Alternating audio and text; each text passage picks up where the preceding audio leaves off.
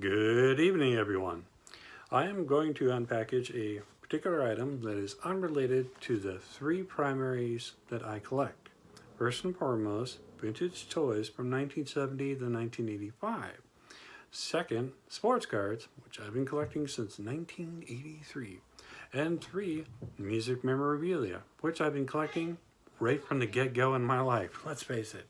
And I love picking up items related to my favorite musicians that I have both watched and seen and met in my lifetime. This particular item came from George Michael's cover-to-cover tour in 1991. The cover-to-cover tour was basically Listen Without Prejudice Volume 1, the tour, minus the album title in the tour itself, because he was having issues with Sony. Very well known as the years went on after 1991, 92, 93, 94. That's a long story. Google it. You can read all of it. I won't explain it. But this particular item had been on eBay for quite some time. I decided, well, you know what? Nobody else is going after it. I'll make my best offer, and he accepted. So I got it for less than $7. And here we go. I had to redo the video. So, take it out. And, oh, I should mention where I got it from.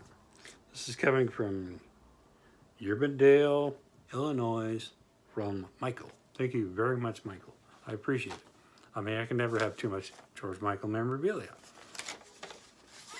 And here it is.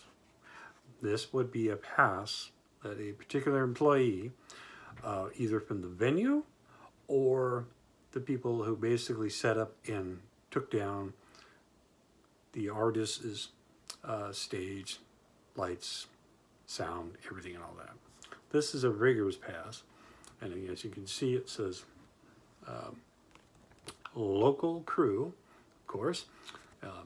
That means the crew that was hired at the venue that this came from. Now, unfortunately, I don't really know off the top of my head. I'd have to look into it to find out which venue this particular rigorous pass came from. All I know is that it's really excellent shape.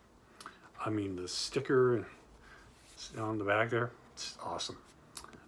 This could have been because the particular employee didn't show up, and this was a pass that was set aside for him that particular evening, and they didn't show up. So lucky for me, this has never been slapped on a shirt, because when you would go to a venue, you as an employee of either the venue itself or the crew that was working, that was hired to be there.